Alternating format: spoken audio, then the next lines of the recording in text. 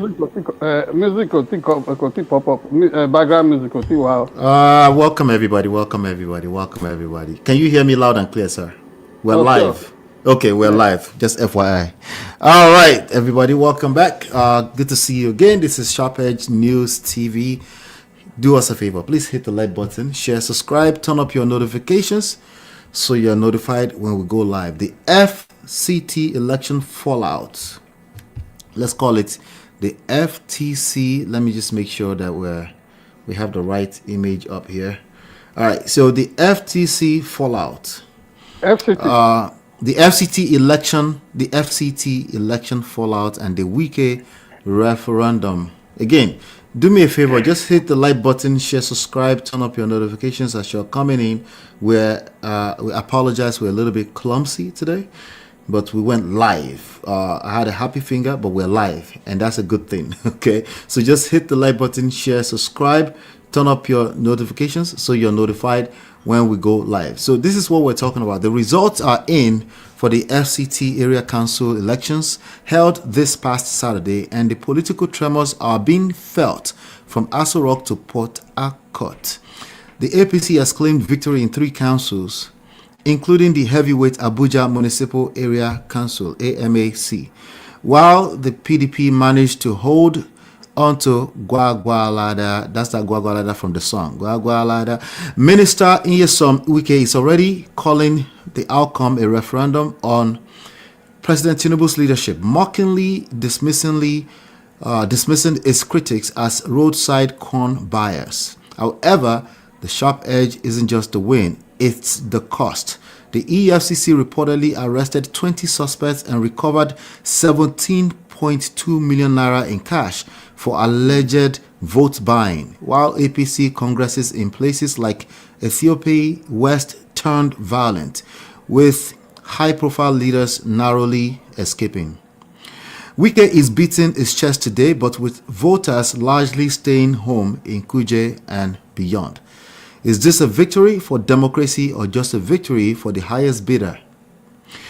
Ladies and gentlemen, hit the like button, share, subscribe, turn up your notifications so you're notified when we go live. We have a good show lined up for you today. We'll be right back.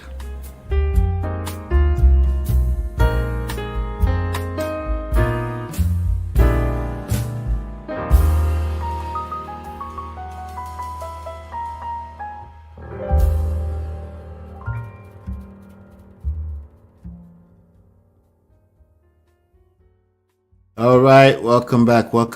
So again, the FCT election fallout and the Wike referendum. Chief, welcome back, sir. Good to see you, sir. Good to be back with you, and good morning, good afternoon, good evening to our audience all over the world. Thank you for joining us. Yes. So here's the question. Again, Wike is beating his chest today, but with all these voters largely staying home in Kuje, is this victory or this is just victory for the highest bidder? What's your take, sir? Quite a mixed bag. Nyesom Wike, the Minister of Federal Capital Territory, Nigeria, cannot begin to look at this as a kind of victory.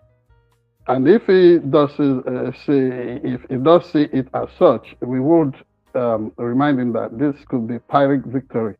We have seen victories in elections, not just in Nigeria, but all over the world, particularly in the civilized world. And Nigeria aspires to be part of the civilized committee of nations. And so, if this is what victory looks like, I would also request that we can define to us what real villainy looks like as well.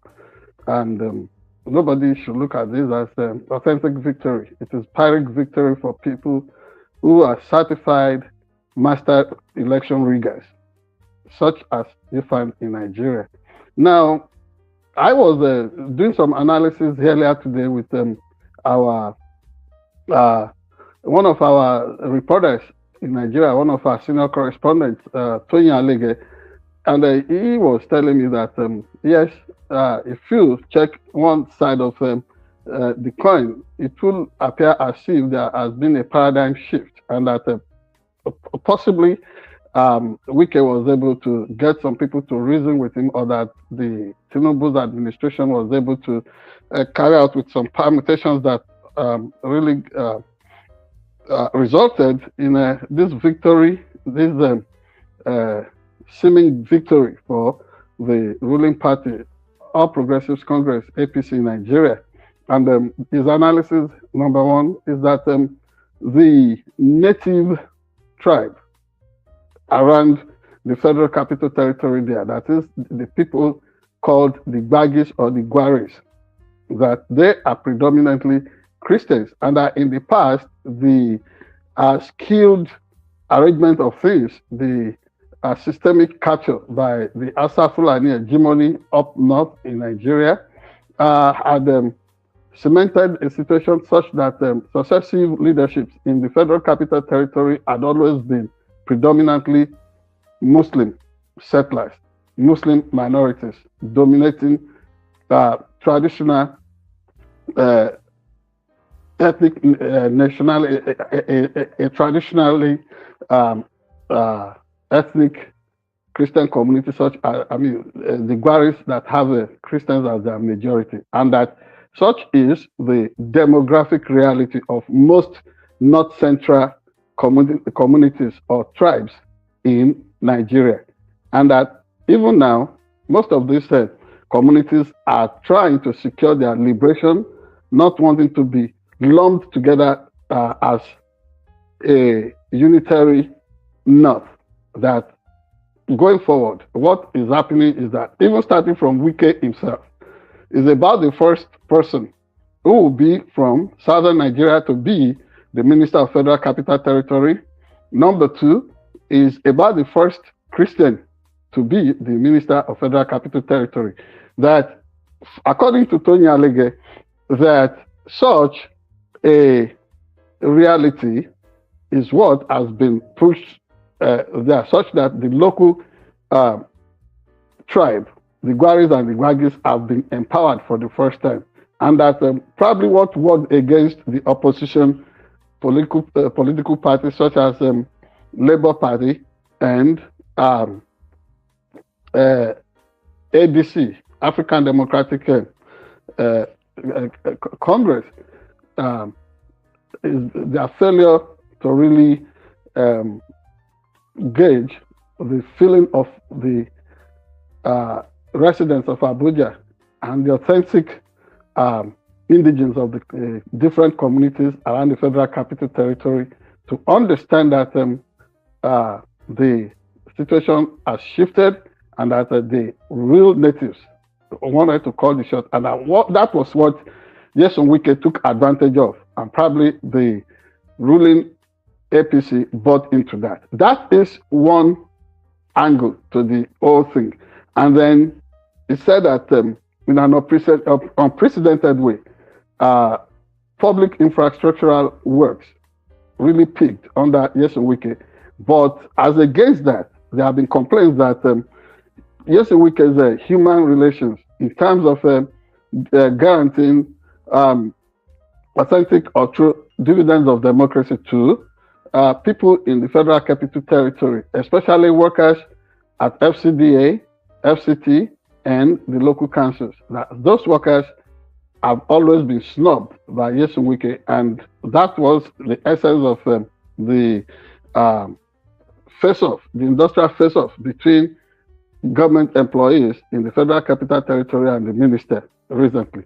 However, one thing that has been noticed is the fact that for anybody to want to describe what has just happened as an authentic victory for the ruling APC, then such a person would be ignoring the reality of the fact that increasingly Nigerians are not really enthusiastic about their democracy anymore. For so many people, the fact that systematic rigging was perpetrated by way of the fact that what's it called? Polling units were moved minutes or hours before the elections held. Some people learned so late the morning of that election on Saturday that their polling units had been moved from where they were, Itetu. That's one aspect. Another thing was the political ambush unleashed on Abuja residents on the day of the, 24 hours to the election by the unilateral declaration of curfew by the Minister of the Federal Capital Territory, Wike. That in itself was not constitutional. And then the cost of election in Nigeria, it almost looks like something different from what you and I know about elections in the United States. The fact that elections will be holding does not mean that there must be total shutdown of the economy and other activities. You go and do your voting, and then you can really make it like an ordinary exercise. It's something we take for granted in the United States. You go there, perform your civic duty, and then you leave. And then finally, I don't know if I still have enough time. You have time. Okay, for Wike, who made an appearance earlier today in Edo State in company of co-political travelers who may again become his bitter enemies, and because he easily picks quarrels and picks foes. But those who were really pouring accolades on him today, saying saying that they are still fixated on Obaseki, the former governor of Edo State, who'd been gone for some time, and the controversial senator from Edo North Senatorial District, former Labour leader in Nigeria and former governor of Edo State, and in person of Mr. Adams Oshiomhole, describing Wike as the man who'd been able to crush opposition in Abuja, and then describing him as the leader of the party that came second in that election. If there is no second in that election, what you find is an amorphous, laughable, if not ludicrous, and outrightly ridiculous contraption that was killed to give 5 of the seats of the council seats, including that of Amak, Kuje, Gwagwalada, and 3 others. So 5 was given to APC, and then 1 was considered to PDP, which they are now beginning to see like the opposition. But that is an opposition that in itself becomes really confusing, because elsewhere, PDP is not allowed to field candidates who could win or represent the authentic democratic aspirations of local communities of various states or local governments all over the country. But curiously, they are allowed to field the candidate whom INEC has now recognized. And then people coming on election day looking to vote, and then you see where there should be not less than 100 voters getting 9 people to vote, and then people are being coerced to vote for APC, and then some political parties completely having their names or emblems expunged completely from the system. So if anybody is calling this a victory for Wike or a referendum,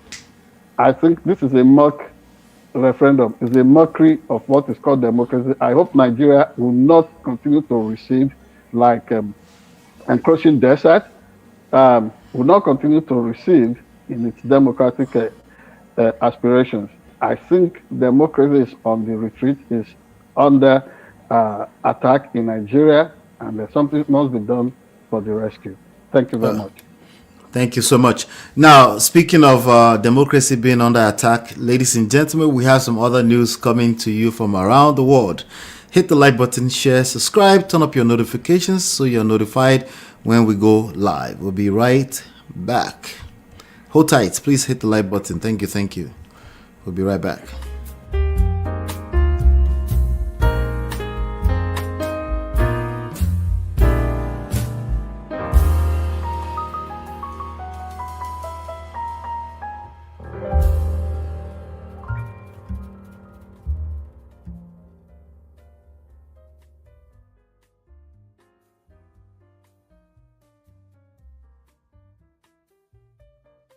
Welcome back. The Supreme Court tariff guillotine. We have a Trump news here. A 6-3 knockout. The Supreme Court just struck down the president's signature economic weapon, and Trump is ashamed of his own justices. President Trump's second-term economic strategy has just hit a titanium wall. On Friday, the Supreme Court ruled 6-3 that the president does not have the authority under the International Emergency Economy Powers Act to bypass Congress and impose sweeping global tariffs. This decision effectively invalidates approximately $180 billion in tariffs already collected from China, Mexico, and Canada. In a fiery response on Sunday, Trump declared he was absolutely ashamed of certain justices and has already signed a new executive order today to try a different legal loophole. Meanwhile, over 1,500 companies are now lining up to sue for their money back. The president is also forcing coal plants to stay open while the courts are shutting its tariffs down. Is Trump losing his grip on the checks and balances of Washington? Or is he about to go to war with the judiciary? The sharp edge is yours, sir. I'm waiting for it. Thank you so much. The deal is that what we are witnessing is the system that had its back pinned to the wall, doing everything possible to really be on a strong footing. And this is why it is always good to encourage the process of nation building that puts prebendalism and mendacity and all forms of corruption and fraud and gangsterism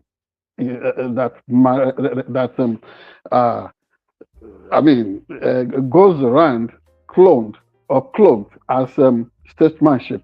This is what is happening here. It's the system that is really pushing back now, and there is checks and balances with the built-in checks and balances within the system that is running back to life. And then as a corollary to the principle of checks and balances, you find the separation of powers, the principle of co-equal status of the three arms of government, being able to put somebody who is really obsessed with a strongman vision of leadership, which is nothing other than dictatorship and totalitarian hold on power. That is what is being really put to check within the American system, and that is a teachable moment for individuals like Wike in Nigeria and others who have this twisted or perverse view of leadership as something that could just make anybody run amok and then decide to rig an entire system and make it a one-man show. So what is happening here is that the Supreme Court, including two of Mr. Donald Trump's appointees to that august bench, what you find out is that they are taking a decision, and that decision was written actually by Justice John Roberts of the Supreme Court, that is the Chief Judge of the United States, who himself is a card-carrying member of the Republican Party, now letting Donald Trump, it was this same court that ruled months back that Donald Trump could exercise some powers that may not be really bridled or that could not be questioned while reigning as the president of the United States. And that had given an enamored Donald Trump to do all kinds of stuff. And so when you find this kind of tariff guillotine that Donald Trump was going to wield arbitrarily against anybody, any country, and in the final analysis, we as American citizens were the ones picking the the bills in the at the end of the whole show, not I mean, I'm surprised to hear that maybe China or one country or the other were the ones who had been paying. If you check the list of the more than 1,500 American corporate uh, organizations or blue chip companies waiting to for a refund out of the $180 billion or more that have been realized since all this confusing tariff regime was unleashed on Americans. You would understand that they are mostly American companies, you know. So all these things going on is really showing that Mr. Donald Trump just has very demonstrable, I mean, little demonstrable clue in terms of a fiscal um, regime that a country should run in order to be able to really make the economy solvent. So he's trying another trick in the bag. He's looking at a loophole, so to say, whereby he could again impose 15% tariff on everybody, everywhere, but trust the American system. That system that has now uh, ruled that it is unjustifiable, injusticiable, and unconstitutional for him to do all that without the input or express approval of the Congress. Would also be waiting because people, you know, several people would now be lining up to really have their pound of flesh and to put this principle, whether it's by executive order or whatever, to want to put it to the test. I think he does some of these things as theatrics to just divert attention from the real thing. And from what has been proven repeatedly, when he does this, whether he's attacking judges on the Supreme Court bench or is saying stuff about some congressmen or women, or is attacking the media, what people must pay attention to is the undercurrent. What is the shadow? What is the substance? And in this case, could it be a case of some high-level fraud or corruption that is being that somebody is trying to hide from this watchful eye of the public, particularly the press? For example, last week, some countries were arranged together and then they call themselves whatever, where people would drop 1 billion. I mean, where each country would drop $1 billion each to have access to a piece of the action at, on the disputed territory, Palestinian territory in the Middle East. Israel signed up. Russia, pulled back. I think China too, and then several European countries will not be part of it. But you find all these kind of, all these mushroom Arab nations like Qatar and so on, falling over themselves, and then Donald Trump making himself the chairman of the board of this nebulous organization, which they said will rebuild Gaza. So, when you look at that kind of thing happening simultaneously with the ruling of the Supreme Court, you see, the Yorubas in our native country, Nigeria, would say, "One gilowo, one boruka." Just as you're trying to douse the tension that he creates at one end, you see him popping up with more troubles elsewhere. Who does that other than Mr. Donald J. Trump, the President of the United States of America? Meanwhile, the real issues are there. People will put to test, will put to, will put on the ballot during the midterm elections issues of the avoidable, reckless state-sanctioned execution of innocent American citizens in the name of enforcement of immigration rules in Minnesota and elsewhere.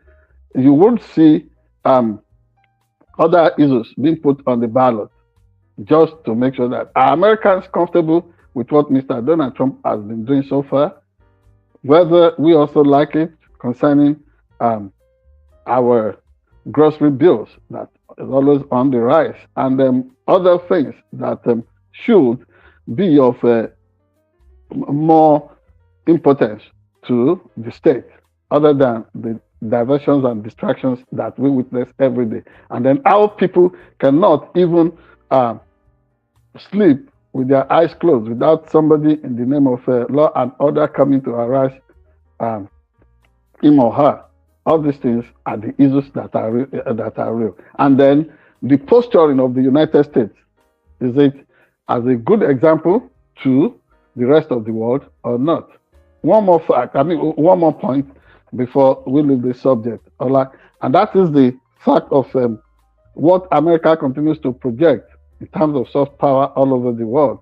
The harassment coming from this tariff guillotine continues to be of concern to every reasonable person, anybody that is an internationalist, that is a careful watcher of the trends and emerging situations all over the world. I think things like that ought to be put to check. And then Donald Trump, in all seriousness, shouldn't have started what he could not finish. And now it's being taunted in some places like Nigeria, where you have spikes in attacks on several communities all over the country since American troops arrived to superintend the enforcement of the war against terror, against kidnap, against banditry, and what have you, all over Nigeria.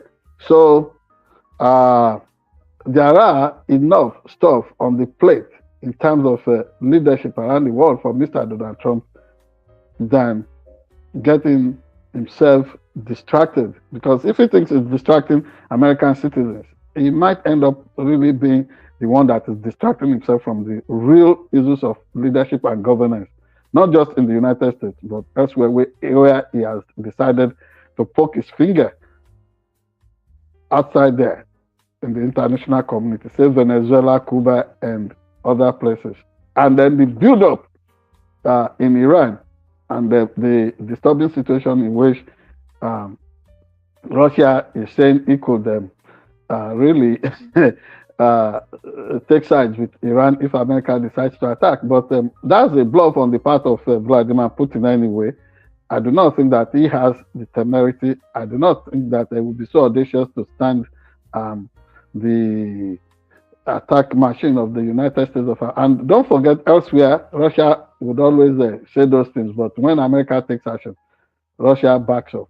So what I'm saying in essence is that we need a world in which the contending issues over nuclear armament will not lead to assured mutual destruction that has always been feared, even during the Cold War years, during the existence of a USSR that metamorphosed to Russia, the present day Russia. So what we are saying here is that Mr. Donald Trump should work with what the system guarantees instead of stressing himself too much. Because at the end of the day, if the system continues to kick in the way it's been going, Supreme Court putting it to check, the Congress acting as it ought to, not the one that is really cowed into silence right now, I think he will find out that all these efforts at imposing avoidable tariffs, going after issues that are not of essence, would just be futile and wasted effort. Thank you very much. Thank you so much. The sad part about this whole thing, I think we'll speak about that in our special, is, we could say, okay, it's a system, right? That he's not going to get away, that time is counting down, he will leave the office. But every time you keep pushing against, it's going to cost us something. It's going to, in the long run, it's going to, yes, much damage would have been done. Yes. Yeah, so it's not as simple as counting down for him to leave. He needs to, he really needs to stop and really take proper assessment before making some of this. I guess he would call it, he's being, it's risque, right? So, but I don't think it's that. I think it's going to cost us and our children so much You know, It is true. It yeah. is true. Yeah. All right, hit the like button, share, subscribe, turn up your notifications, join the conversations, please. In the comment section, we would like to hear from you. Join the conversation, and we have some other trendy stories around the world. We'll be right back.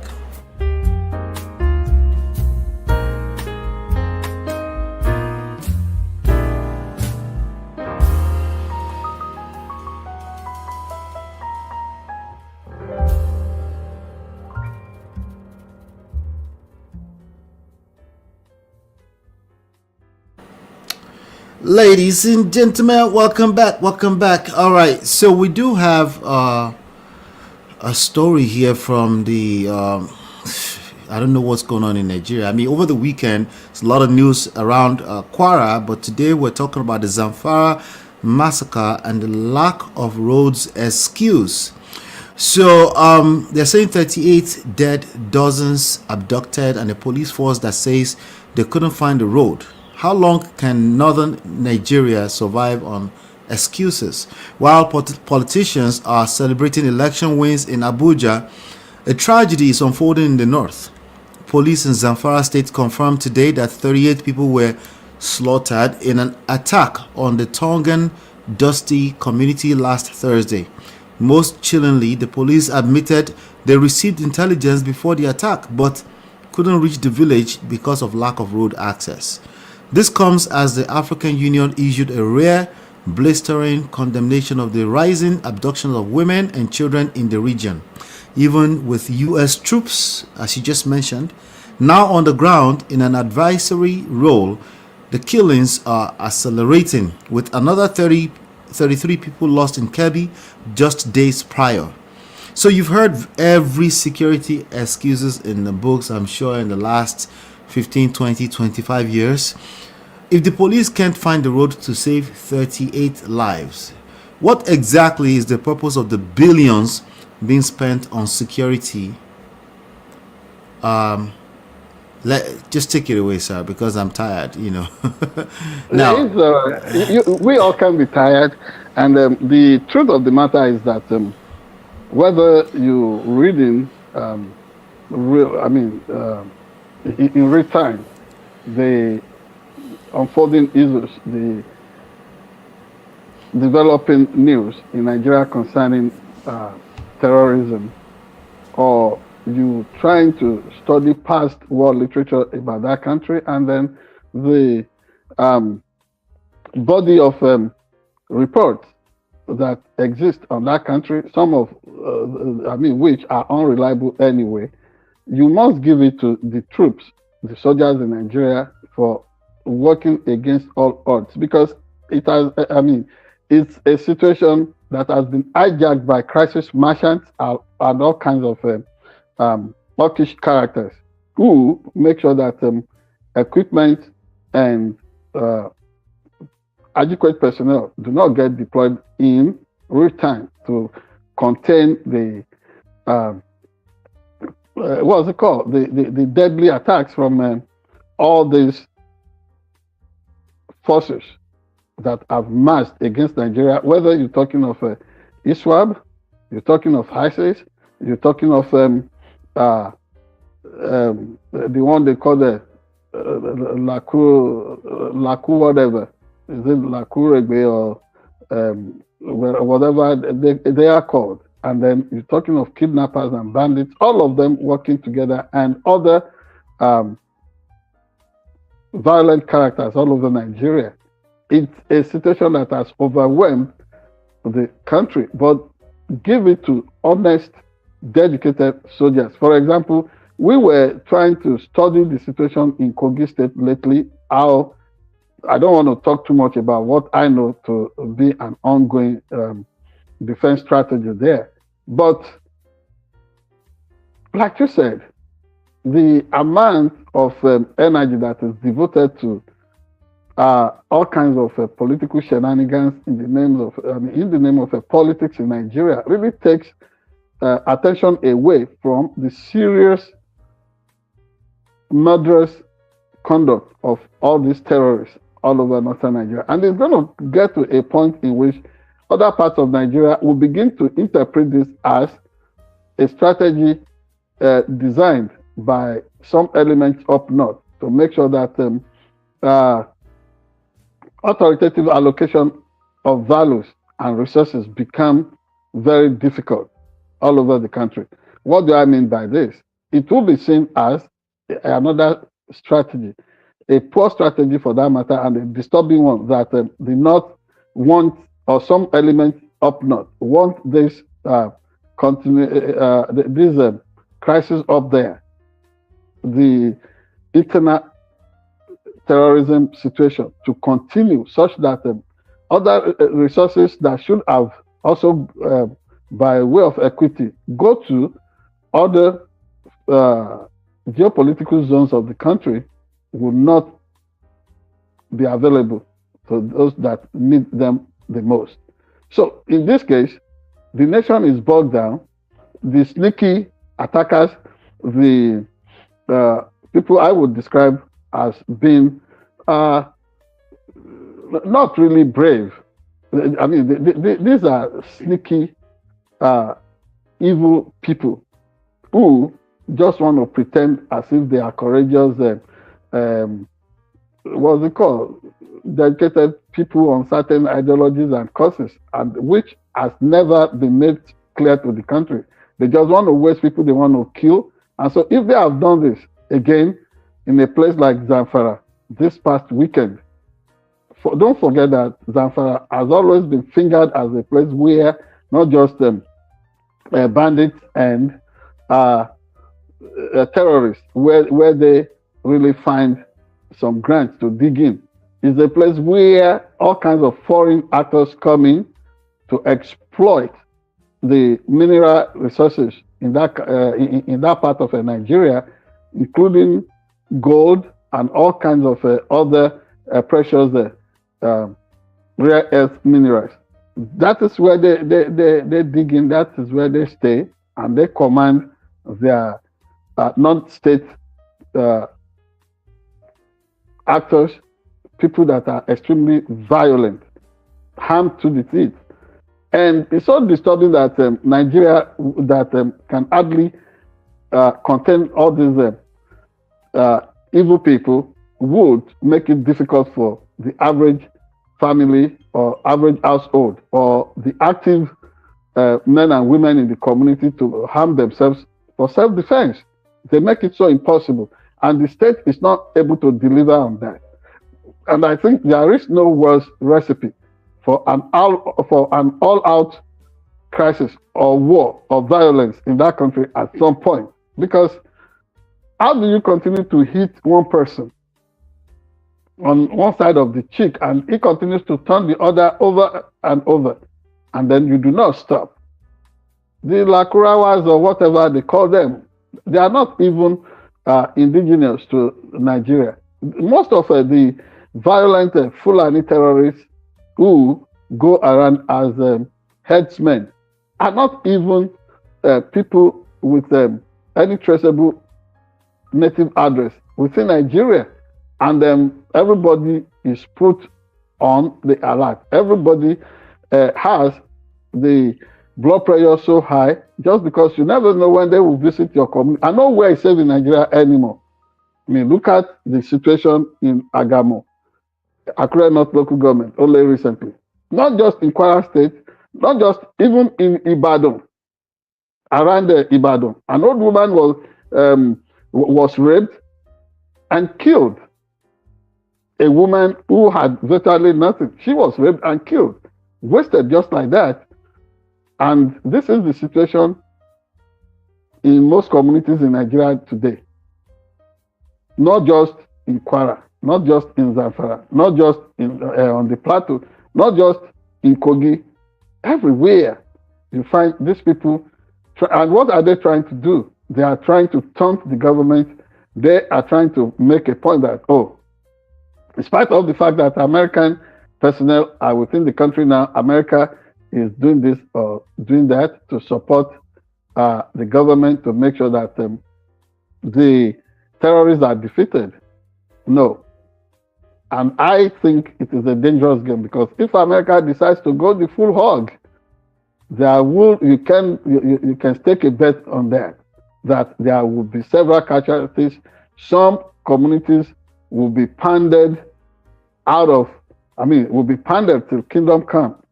So everybody's got to really work towards this, and government should stop being in denial, sponsoring all kinds of arguments and all kinds of persons, as if these terrorists work on behalf of the Nigerian state. That is all wrong, and it is a really bad reward system, and I think it is a discouragement to the gallant soldiers, policemen, the forest guards, and all kinds of uniformed personnel working in the theater of war to defeat terror in Nigeria.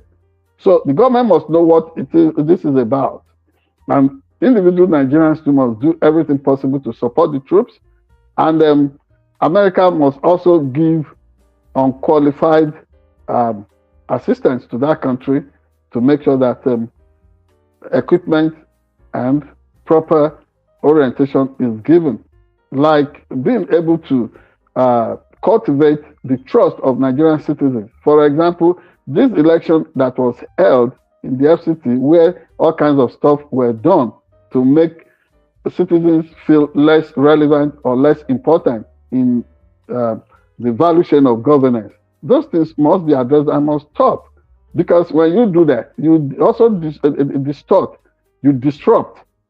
the natural flow of intelligence that should help in securing peace and stability in a country.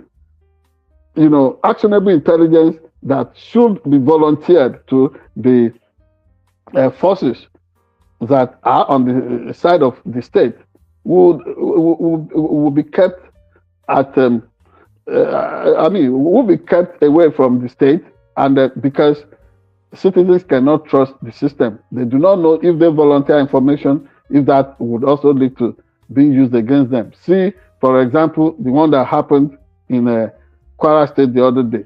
Intelligence came in good time, and it was passed on to state actors. At the end of the day, nothing was done. Even when military operatives were deployed to that community, they were withdrawn ahead of the attack. It happened not just in Kwara State. It happened in some other places all over Nigeria, where military personnel were deployed. Shortly before the coming of a terrorist or kidnappers, such security people were stepped down. They were removed from the community, and then the terrorists had easy right to town. Things like this must stop. So that said, everybody would expect that Nigerian military, yes, even as we celebrate them, as we encourage them, we know they are giving their best, but in the circumstance, corruption and fraud in government, in the leadership of the country, or amongst the top echelon of the military, the command top within the system, is really making the prosecution of this war against terrorists to be an Herculean task. Thank you very much. Thank you so much, sir. Do me a favor, hit the like button, share, subscribe, turn up your notifications, and please leave your comment. Let's join the conversation. We want to know your thoughts. What are your ideas in terms of improving security in Nigeria? Honestly, nothing else. If they don't have security under control, nothing else is going to be all right. That's just a simple fact. But we'll talk more about that. Hit the like button. We'll be right back.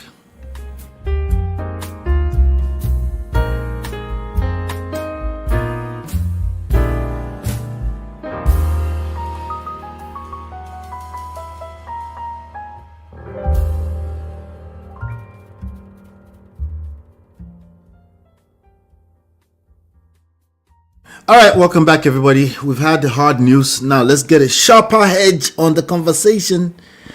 Joining us for our dialogue is the man himself, our publisher, editor-in-chief, High Chief Oladimeji Abitogun. Welcome back, sir. Thank you. Good to be back. What can we learn today from this this news material today? What should we work? Because we have, again, with Trump, we're dealing with systems, right? I think even in talking about security now, we're still dealing with systems. You know, even yes, Wike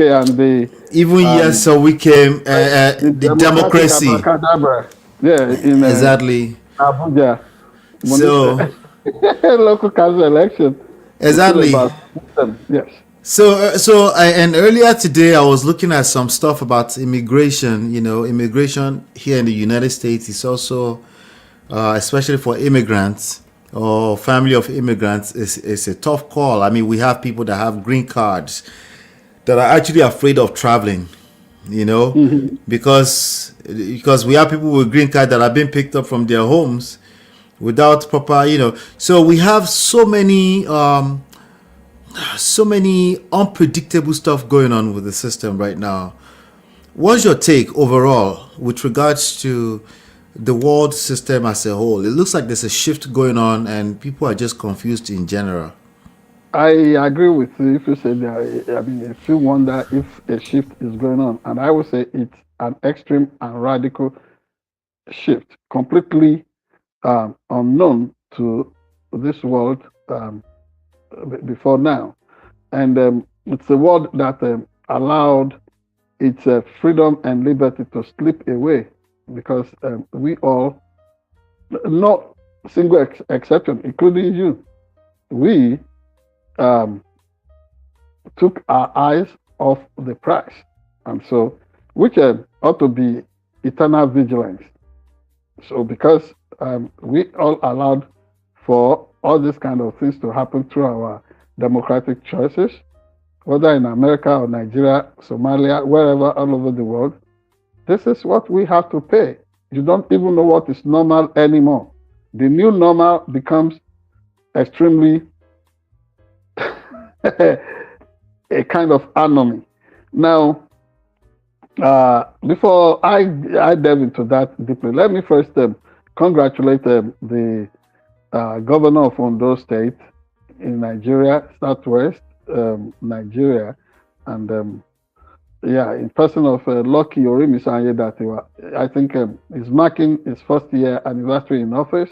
But that celebration would not be worth the while unless what is necessary for the happiness of the people, or what is necessary in the pursuit of that happiness by the citizens.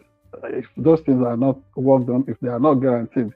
Yes, the governor, like we reportedly put it the other day, had oiled up the operational machine of infrastructural development by the government that it presides over. But it was slow to that start.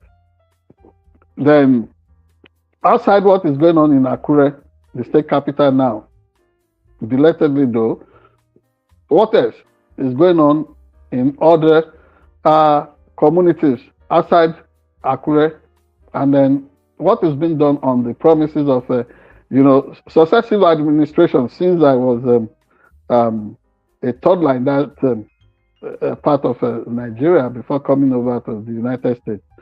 I've always promised, we would deliver on bitumen exploration, and then we will deliver on this, we will deliver on that. And then the so-called deep sea thing along the coastal line, the longest coastal line, by the way, in Nigeria, which is over 70-something kilometers, which constitutes the coastal portion of Ondo State. What is happening there? Somebody would expect that there will be refineries and all kinds of stuff around that axis now to be where the economy takes shape. But talking of extending development to the rural communities and other places in Ondo State, it's coming at this cry, this appeal is coming at a time when a major tragedy was recorded. This last week, I think it was on Wednesday, the monarch of a landlocked community, because until now, nobody remembered the people of Agamo. in Accra North local government. You know, it's the popular Ace radio broadcaster that is known as Obani Nileodu, Obaluleodu, Kole Bankole Oyeniyi, that made Agamo popular.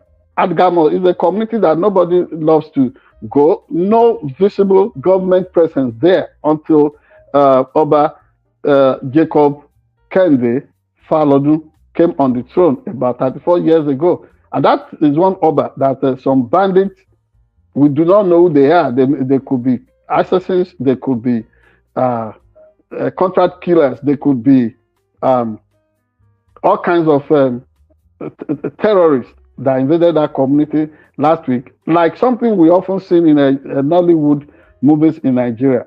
Those people came and they decided to unleash terror on the community.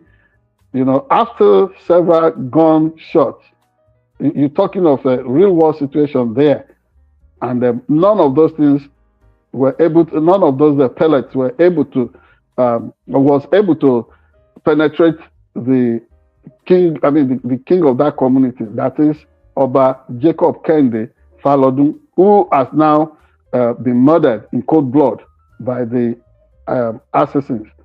You know, they eventually dragged him. Because of time, the details would have been supplied, but we do not also want to do anything that would in any way impede ongoing investigations into the circumstance or the people that perpetrated that crime. But what we're saying is that Governor Yedatiwa should pay attention to rural development. That was something that was initiated in a very strong way by the former administration of Olusegun Abdurrahman Mimiko. You know, he tried unleashing hitherto unknown level of development in different rural communities in Ondo State. And that is the same thing you find with that community that was attacked by terrorists in the Lakurawa people in Zamfara State. The police said they had intelligence ahead of that attack on the community in the north, but they had no access to the community. Anybody going to Agamo that was famously praised as Agamo, Ulukayeti Kedure, you know, there is no passable road to that community. It was this same, murdered king that was driving that development by himself. Making sure that he brought people together. It became somebody that was reconciling people, mediating situations to make sure that there was peace and harmony. But this is where we must caution ourselves as media owners and operatives, as people who are using the platforms of our various media organizations to project people. I think too much was hyped about the late Oba Jacob Kende Falodun when he was alive. People, if he had such a if he had huge magical powers and capabilities, I don't think the way some people were always hyping him on the radio, talking about his immense spiritual capabilities and endowments. I would not think that they did him much justice the way they overhyped that. And we Yoruba people, we talk too much, and that is unlike us, because whether you are going to study the lives of African people of African descent in the diaspora who planned strategies on how to gain freedom, on how to win battles, they will keep quiet for months, years, will be taking in so much suffering, and then they will be developing strategies that will ultimately lead to their triumph and victory. That is one thing that was lacking in the way the late Oba Jacob Kende Falodun was exposed, such that he now became, because several attempts were made to kill him that day. He demonstrated that he was an authentic hero, but because the secrets of his power, which became a major tragic flaw in the old situation, the whole crisis, had too much over the radio over time. And if all these magical feats actually work, how come they were not deployed against those who subjugated Africa as a continent over time?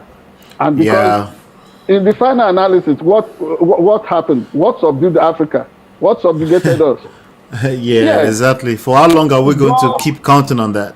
or even referencing it at all? Yes, instead of us equipping our research institutions, our universities, our military formations, let there be that thing. Instead of wasting time on people that can be off, people who can disappear through whatever, people who can call people and get people's blood. Yeah, because if we cannot secure the average citizen, it is just useless. This is the thing. Yeah, so nobody is saying they don't exist, but what's the use?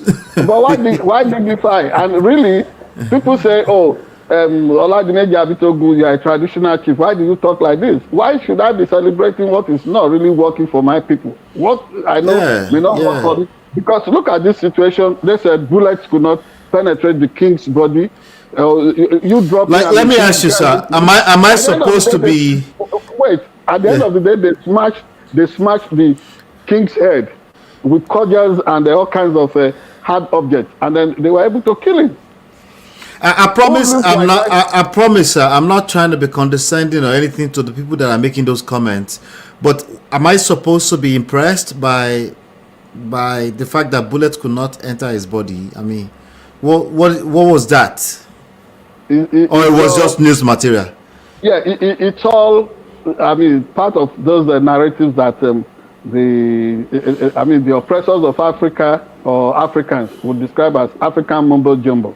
So all these sorts of yes.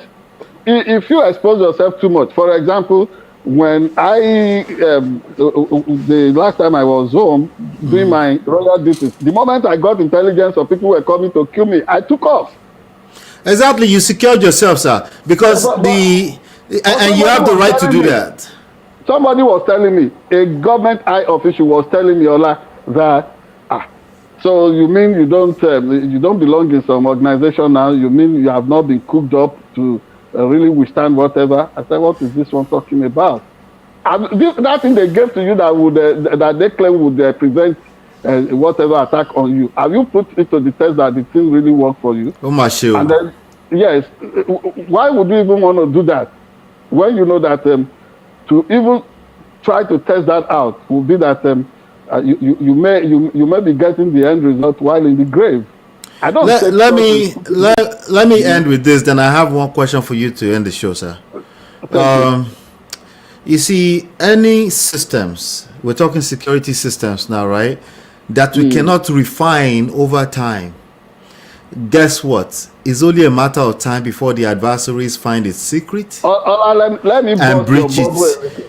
Let me bust your bubble. No matter how strong the security is, if it's stagnant in nature and we cannot continue to improve on it, it's only a matter of time. Let me bust your bubble a little. These things have been put to test over and over. It's almost like you finding all kinds of charlatans and riffraffs trying to sell you snake oil in the United States here. During the Nigerian Civil War, you know, instead, in place of the initial blistering overrun of places like Asaba, Bini, all the way to Ore, you know why Bini suffered a setback and the federal troops were able to overpower that place. Go and read a book by the late Professor Festus Iyayi. Heroes, you will find there. While people were celebrating sorcery, magic, whatever, oh, you wear this amulet, bullets will not be able to penetrate you. Those were the things they were selling to themselves until the federal troops came back and then reclaimed Benin. So if it did not work during the Nigerian Civil War, who told them that it would be working in this time and age? Instead of each community to really get fascinated about bringing together their blacksmiths and whatever. Improve. The government says you cannot carry AK-47, but there are other versions of those things that can be worked on in Nigeria, and then communities will be secured. Of course, at least you have, at least you need certified security personnel that can carry AK-47. If an average person cannot carry it, if your enemies have access to those tools, you better have a system in place to defend yourself. Yes, and one final thing. Nigerians and the Nigerian government, the leadership in Nigeria should stop playing the ostrich game. So it's almost like they are just holding everybody tied down, pinned down like hogs. You know, you've taken the balls out of this swine, this male swine, and it's waiting to die. What is that supposed to mean? Let the people engage these terrorists the way they should be able to do the best. I am not advocating violence. I deplore war. But in this case, overrunning the entire community, killing and this thing is deliberate. You go after Yoruba kings, Yoruba chiefs, and then you will be able to humiliate them. And the government in Nigeria is buying to that agenda. I think that is evil, that is satanic. Nobody should look at us as people who are advocating violence or whatever. But like they say in Nigeria, you must use madness to cure madness. I think the agenda of all these people who want to really subjugate others is just egregious, and it is really satanic, and it must be halted. And that is why I'm still unyielding in my advocacy that the United States government must do everything possible to really destroy the myth being promoted by certain elements up north that they are superior. They are not superior to anybody. In fact, if anything, I think they are just plain stupid. Anyway, so I have a challenge for you, sir. Thank you. I'm going to give you one statement, and the challenge is that you have to give one statement response, and then we end the show. So in support, Sheyi Law is trending today in support of President Bola Tinubu, and this might be a paraphrase from one of the blogs. It says Nigeria is safer now than 10 years ago. Your response in one statement, sir. I think it's just being sarcastic. All right. On that note, ladies and gentlemen, please hit the like button, share, subscribe, turn up your notifications. This was a good show.